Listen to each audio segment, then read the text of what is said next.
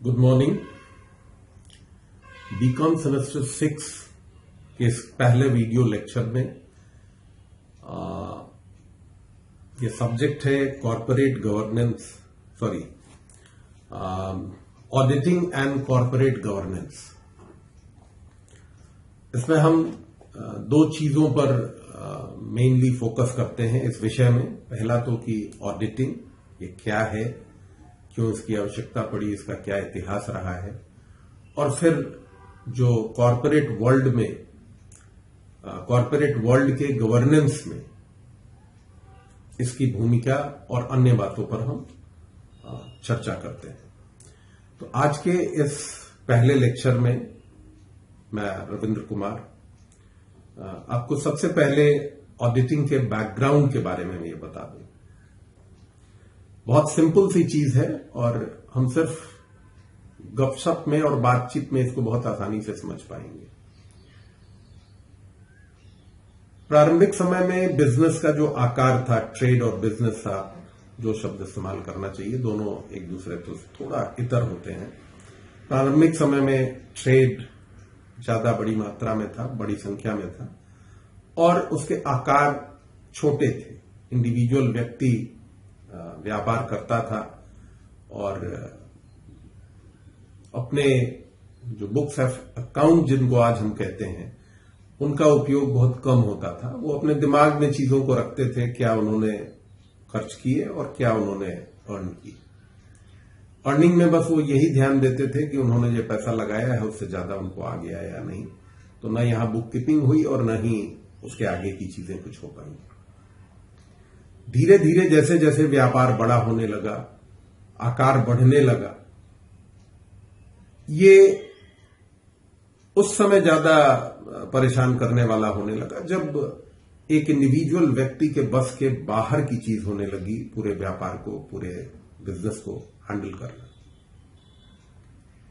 Industries आने लगी। जब इंडस्ट्रीज आने लगी तो बड़े बड़े उनके एजेंसीज होने लगी, जिसके माध्यम से वो वस्तुओं को लोगों तक पहुंचा पाने में सफल हो पाए। और जैसे जैसे व्यापार बढ़ने लगा, जो लेन देन की कॉम्प्लेक्सिटी है, मतलब जो उसकी जटिलताएं हैं, वो भी बढ़ना शुरू हो गई। उनके बढ़ने का कारण ये रहा कि जो हम दिन भर में कुछ ट्रांजैक्शंस होते थे छोटे व्यापार में, वो बड़े होने लगे, उनके आकार बड़े होने लगे। मतलब जो लेन देन का अमाउंट था वो बढ़ने लगा। शुरुआती दौर पे इसको भी मैनेज करने की कोशिश करने लगे जो बिजनेसमैन थे, जो व्यापारी थे, लेकिन धीरे धीरे ये कॉम्प्लेक्स होता गया और तब आवश्यकता पड़ी। हर व्यक्ति ये जानना चाहता है कि वो अगर 10 रुपया खर्च कर रहा है तो फिर फाइनली उससे रिटर्न उसको क्या आ रहा है।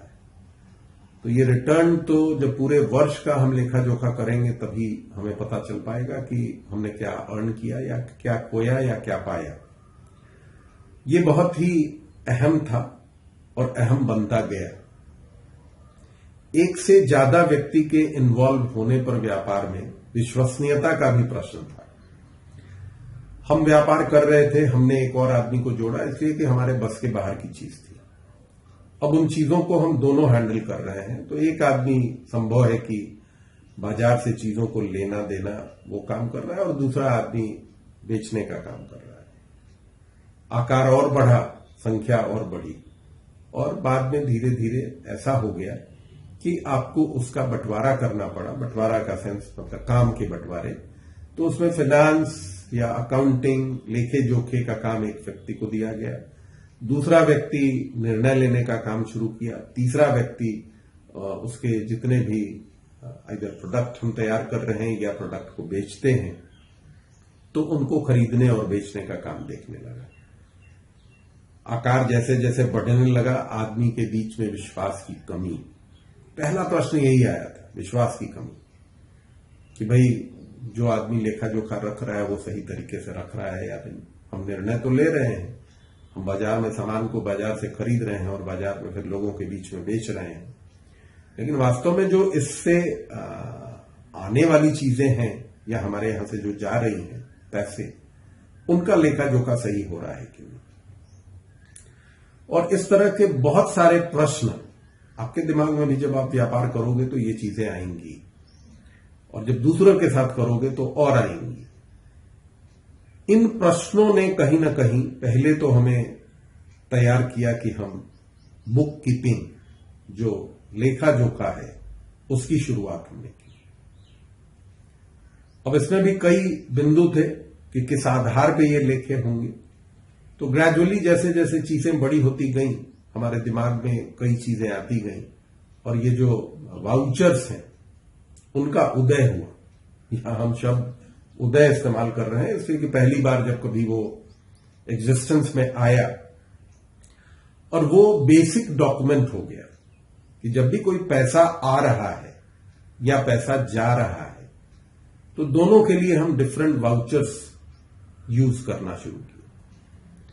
एक क्रेडिट वाउचर हो गया, एक डेबिट वाउचर हो गया, और दोनों के नॉर्मली रंग अलग रखे जाते थे कि वो आसानी से पहचाने जा सके।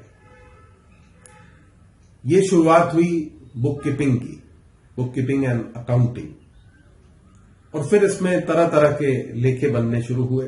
एक हम लेजर मेंटेन करते थे, उसके बाद हमने बैलेंस शीट बनाना शुरू किया, फिर हमने प्रॉफिट एंड लॉस बनाना शुरू किया। और जब इतने सारे खातों का निर्माण होने लगा और ये कई लोगों के पैसे से चलने वाले व्यवसाय थे, धीरे धीरे इनका आकार इतना बढ़ा कि ये कंपनी का रूप धारण करने लगे।